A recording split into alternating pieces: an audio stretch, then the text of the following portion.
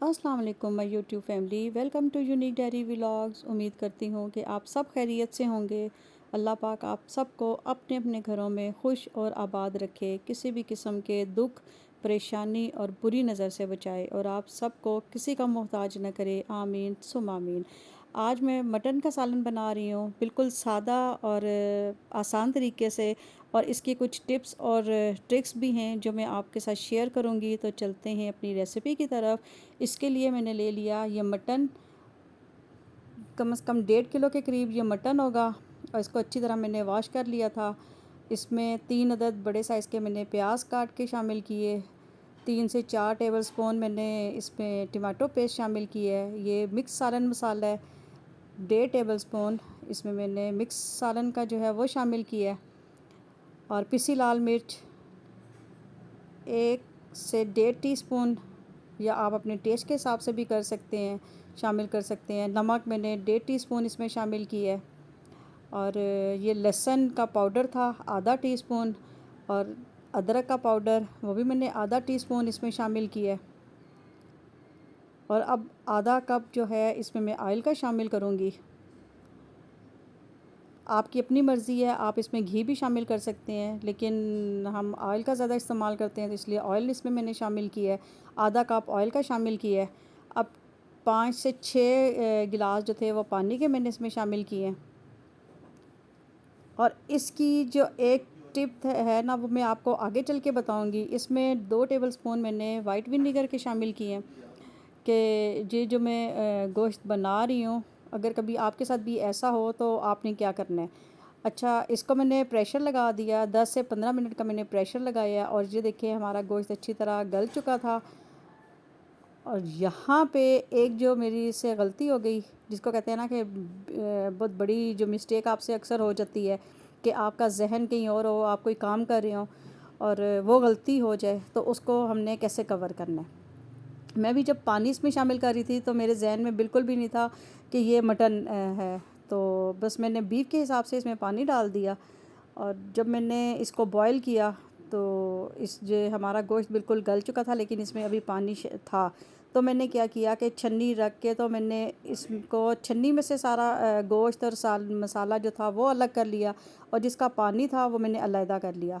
और यहाँ पे दूसरी देश की लेके तो उसमें मैंने गोश्त और ये मसाला इसमें शामिल कर दिया है। ये आप देख सकते हैं इसमें बिल्कुल कम पानी है।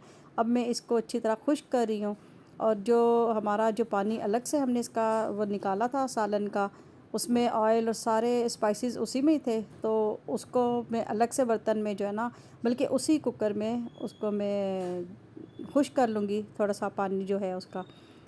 तो अब यहाँ पे ये देखें कि जितना भी पानी था इसको मैं थोड़ी सी तेज़ आंच मैंने रखी है, और इसका पानी मैं खुश्क हल्का सा कर लिया है। जब इसका पानी आप देखें कि खुश्क हो गया है, तो इसमें मैंने 6 से 7 टेबलस्पून जो थे वो दही के शामिल किए। दही शामिल करके अच्छी तरह मैं इसको मिक्स कर रही हूँ। ये देखें दही भी अपना पानी छोड़ता है, इसलिए मुझे था कि जब मैंने इसको जो है ना, जब वो पानी अगर होता तो हमारा गोश्त, ये देखें ये जो पानी था ना, ये जो मैंने उसका निकाला था सालन में से, तो वो मैंने इसको खुश्क कर लिया। अब खुश्क करते हुए आप ये देख सकते हैं कि ये कैसा है इसका कलर। अब जहाँ पे जो मैंने दही जब शामिल किया था और कवर दे करके तो इसको रख दिया था थोड़ी देर, कि हमारा जो दही है वो भी अच्छा सा इसमें रच बस जाए। तो ये देखें माशाल्लाह बहुत ज़बरदस्त जो था ना, ये सालन रेडी हो रहा था। तो अब जो मैंने वो सालन वाला जो पानी था वो जो खुश्क किया था, बहुत ज़्यादा खुश्क नहीं किया था, थोड़ा सा मैंने इसको गाढ़ा कर लिया था, तो वो अब इसमें मैं शामिल कर रही हूँ। तो ये देखें, ये कभी आपसे भी ऐसे हो कि आपसे भी गलती हो जाए कि पानी ज़्यादा आपसे भी डल जाए, तो आपने क्या करना है कि जैसे ही आप देखें कि गोश्त आपका गल गया है, तो आपने उस पानी को अलग कर लेना है, और उसको पानी को खुश्क करके तो फिर इसमें आपने शामिल करना है। ये जैसे कि मैं कर रही हूँ। अब मैंने जो दही वाला पानी था वो हल्का सा अभी खुश्क नहीं हुआ था, वो रहता था। तो मैंने इसको भी, इस वाला ये पानी बीच में शामिल करके इसको अच्छी तरह मिक्स कर लिया है। अब यहाँ पे मैंने खुश्क धनिया, सफ़ेद ज़ीरा और कसूरी मेथी जो थी इसको हल्का सा पीस लिया था, और इसके ऊपर मैंने 1 से 1.5 टेबलस्पून इस डाल के अच्छी तरह, और इसको मैंने दम पे रख दिया था हल्की आंच पे। तो ये देखें माशाल्लाह माशाल्लाह कितना ज़बरदस्त जो हमारा सालन है, वो मटन का जो सालन है वो तैयार हो चुका है। तो ग्रेवी आप अपने हिसाब से भी रख सकते हैं, क्योंकि हम लोगों ने नान के साथ खाना था, तो इसको थोड़ा सा मैंने जो है ना हल्का सा और ड्राई करना था। तो आप इस टाइम पे भी यहाँ पे भी इसको दम दे के तो उतार सकते हैं, लेकिन मैंने थोड़ी देर के लिए इसको ढक्कन दे के तो दम पे रख दिया था। तो माशाल्लाह माशाल्लाह अब ये देखें हमारा जो सालन है वो रेडी हो चुका है।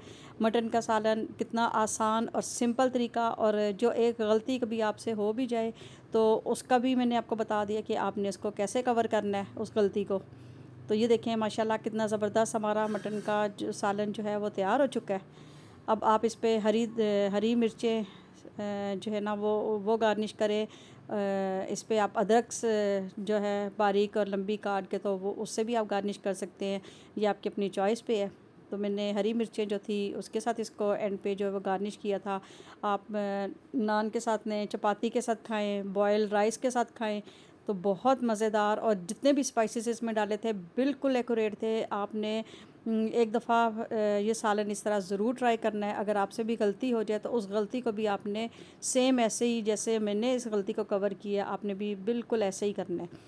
तो ये अब मैंने ढक्कन दे के रख दिया। ये देखें माशाल्लाह माशाल्लाह कितना ज़बरदस्त हमारा मटन का सालन तैयार हो चुका है। मैं उम्मीद करती हूँ कि मेरी ये आज की रेसिपी आपको पसंद आई होगी।